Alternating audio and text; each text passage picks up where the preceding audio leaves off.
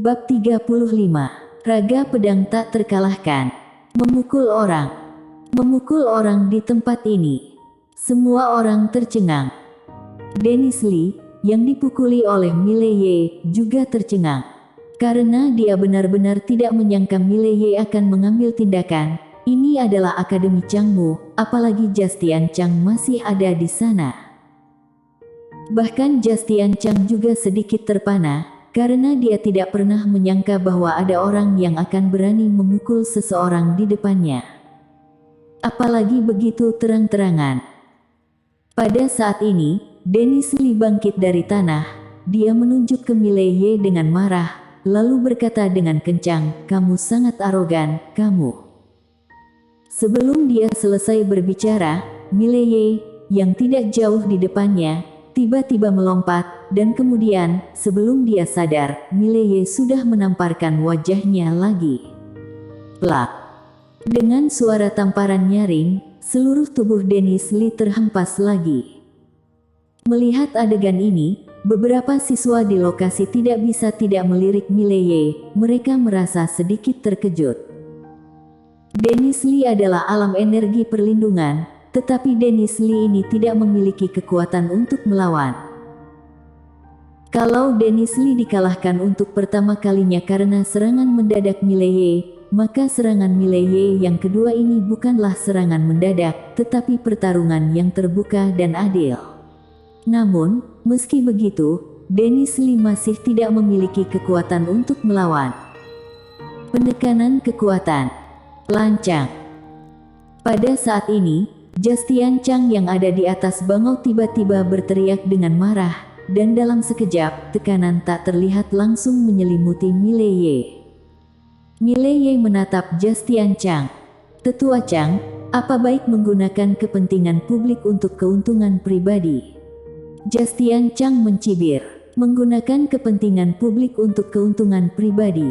Kapan aku akan menggunakan kepentingan publik untuk keuntungan pribadi? Aku dengan jelas menyatakan kriteria penerimaan untuk Akademi Changmu. Mereka yang tidak memenuhi level alam energi perlindungan tidak diizinkan memasuki Akademi Changmu, dan kamu hanya seorang alam perubahan energi sekarang. Aku telah membatalkan kualifikasi kamu untuk ujian. Apa salahku?" Setelah mengatakan ini, sorot matanya berangsur-angsur menjadi dingin. "Dan kamu secara terbuka memukuli orang-orang di Akademi Changmu. Tindakan kamu meremehkan Akademi Changmu. Sarjana Nasional An adalah mentor kehormatan Akademi Changmu. Aku percaya bahwa bahkan kalau dia ada di sini, dia tidak akan pernah mengizinkan kamu untuk bergabung ke Akademi Changmu." Pada saat ini, Dennis Lee di samping tiba-tiba bangkit. Dia memelototi Mileye yang tidak jauh di depannya, wajahnya penuh dengan kengerian dan kegilaan. "Dasar kamu bajingan rendahan, beraninya kamu." Sebelum dia selesai berbicara, Mileye tiba-tiba muncul di depannya. Wajah Dennis Lee berubah drastis, tapi kali ini dia jelas sudah waspada. Ketika Mileye muncul di depannya, dia meninju Mileye. Begitu dia meninju, sebuah aliran udara yang kuat seperti kabut menyelimuti tinjunya. Cukup kuat. Mileye juga ikut meninju. Kedua tinju saling bertabrakan. Krak. Disertai dengan suara patah tulang terdengar di lokasi, seluruh tubuh Dennis Lee langsung terguncang beberapa meter jauhnya, dan saat dia mendarat, dia berteriak dengan panik di tanah. Tulang seluruh lengan kanannya telah benar-benar hancur. Mileye melirik Dennis Lee yang terus-menerus berteriak dengan dingin. "Kalau masih bicara lagi, aku akan membunuhmu." Setelah dia selesai berbicara, dia menatap Justian Chang. Ekspresi Justian Chang sedingin es, matanya menunjukkan niat membunuh yang jelas. "Hari ini, kamu membunuh orang di depan mataku. Itu sama saja dengan kamu tidak memandang Akademi Changmu sama sekali, bahkan Sarjana Nasional An juga tidak akan bisa melindungimu. Pengawal, bawa orang ini dan bunuh dia di tempat."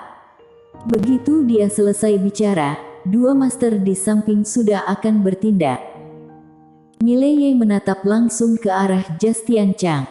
Meskipun aku belum mencapai alam energi perlindungan, Tetua Chang juga sudah melihatnya. Aku sudah memiliki kekuatan alam energi perlindungan. Justian Chang berkata dengan nada menghina, siapa yang peduli kalau kamu memiliki kekuatan alam energi perlindungan? Aku hanya tahu bahwa kamu belum mencapai alam energi perlindungan. Karena kamu belum mencapai alam energi perlindungan, maka kamu tidak memenuhi syarat untuk berpartisipasi dalam penilaian Akademi Changmu. Sambil mengatakan itu, dia melambaikan tangan kanannya dengan ringan. Tangkap dia dan bunuh di tempat. Mendengar kata-kata Justian Chang, dua master alam kehampaan di depan Mileye bergegas menuju Mileye. Keduanya sangat kuat, Mileye merasakan tekanan tak terlihat saat mereka menyerang. Melihat mereka berdua bergerak, raut muka Mileye langsung menjadi suram. Dia tahu bahwa masalah ini sudah tidak bisa diselesaikan baik-baik. Kalau tidak bisa diselesaikan baik-baik, maka bertarung saja. Pada titik ini, sudut mulut Mileye berkedut, lalu kaki kanannya menghentak. Bang! Tanah meledak, kekuatan yang dahsyat menyebar keluar dari tubuh Mileye. Dua master alam kehampaan langsung terlempar ke belakang hingga beberapa kaki jauhnya. Alam perubahan energi memukul mundur dua master alam kehampaan.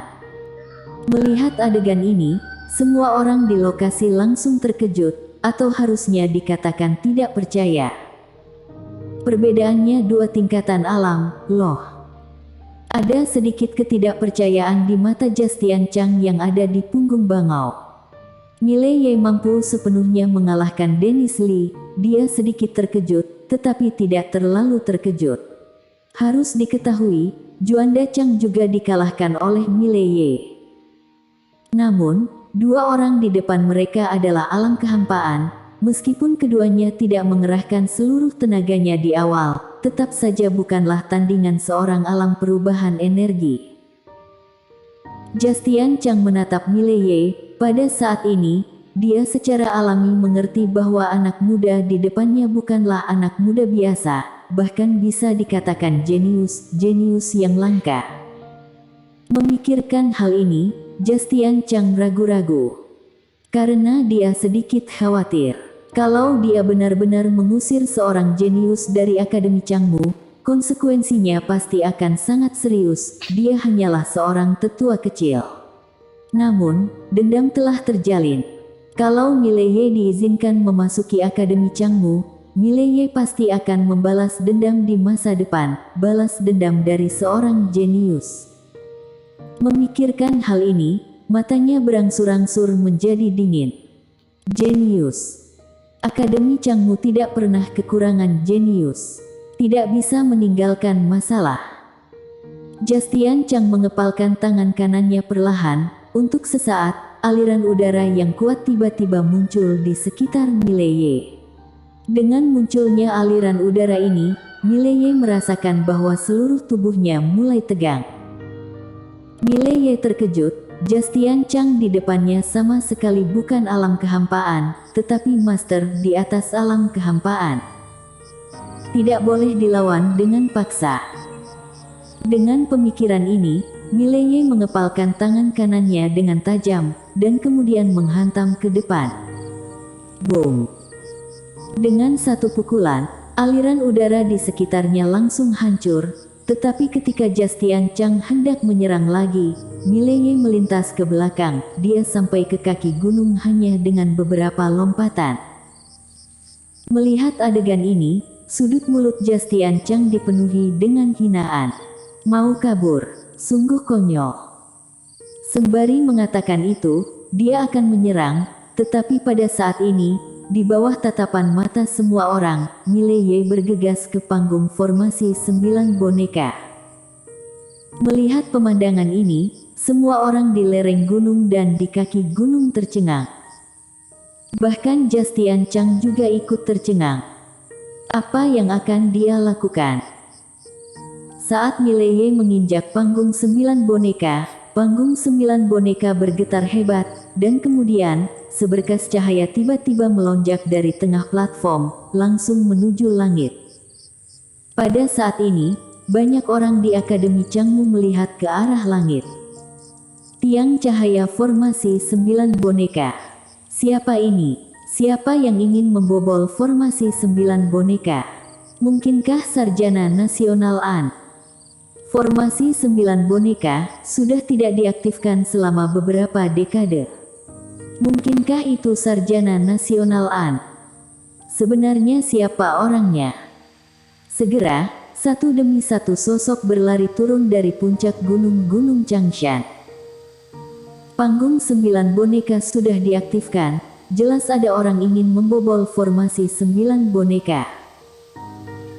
Di atas punggung bangau, Jastian Chang juga terpana. Dia awalnya berpikir bahwa Mileye akan melarikan diri, tetapi tidak disangka Mileye datang ke panggung 9 boneka dan ingin menantang formasi 9 boneka. Setelah memastikan bahwa Mileye akan menantang formasi 9 boneka, Jastian Chang tiba-tiba tertawa. Mileye, hari ini akhirnya aku melihat apa yang disebut bosan hidup.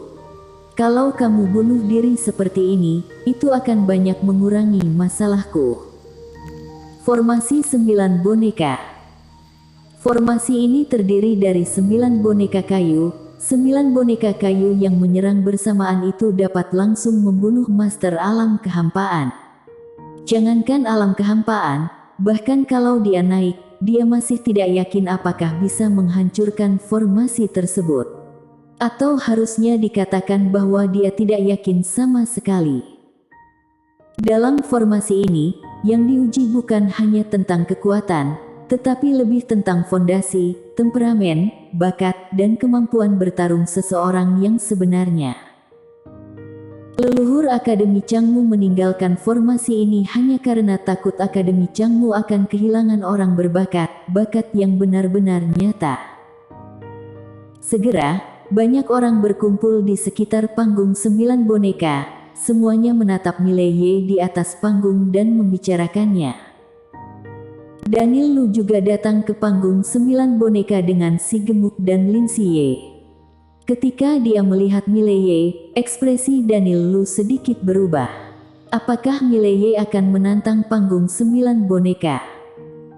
Di sisi lain, Lin Xie, yang terbungkus mantel tebal, tidak tahu apa yang sedang terjadi, tetapi pada saat ini dia bisa merasakan bahwa itu jelas bukan hal yang baik. Wajah Lin Xie pucat dan menjadi sangat gugup. Paman Lu, kakakku akan baik-baik saja, kan? Daniel Lu menghela napas pelan, dia melirik Lin Xie, ragu-ragu, lalu berkata, jangan khawatir, tidak akan terjadi apa-apa. Sembari mengatakan itu, dia menatap Mileye di kejauhan, tetapi ada sedikit kekhawatiran terbersit di matanya.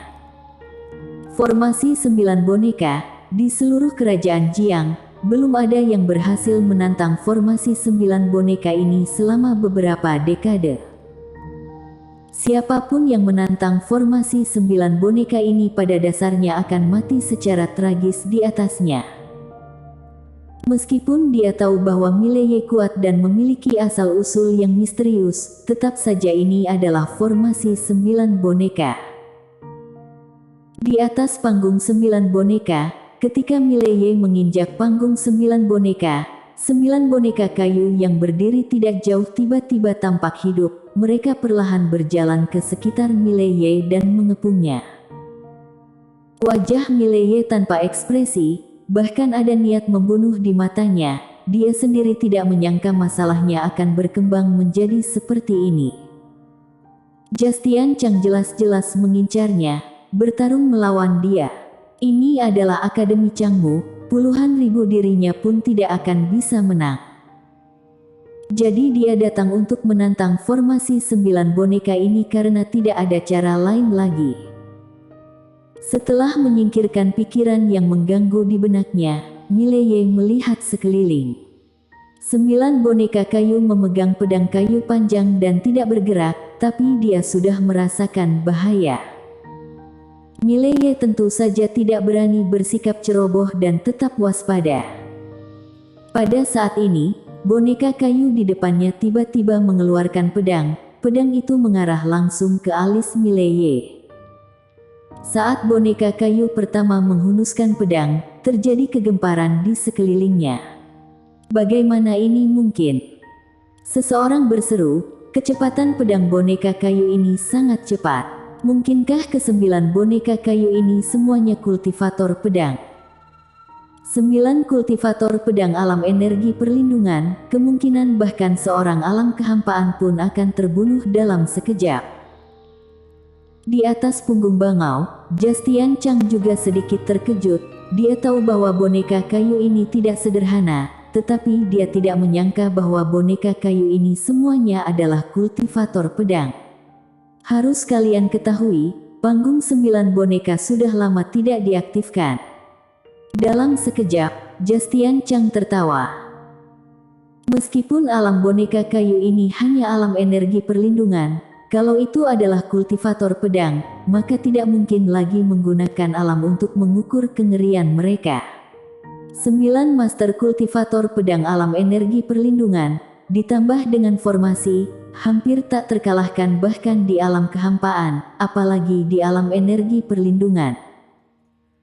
Di seluruh generasi muda kerajaan Jiang, yang dapat mencobanya mungkin hanya keberadaan seperti Sarjana Nasional An. Adapun Mileye. Justian Chang memandang Mileye dan mencibir. Mileye, kalau mau menjadi pusat perhatian dan terkenal, kamu harusnya bercermin dulu. Di atas panggung 9 boneka, ketika boneka kayu pertama menghunus pedangnya, perasaan pertama Mileye adalah cepat, akurat, kejam. Namun, dia sedikit terkejut, karena pedang ini, meskipun cepat, sangat lemah. Dia tidak tahu mengapa dia merasa seperti ini, dia hanya merasa sangat lemah. Dengan cara ini, di bawah tatapan mata banyak orang, pedang kayu itu menikam tepat di dada Mileye.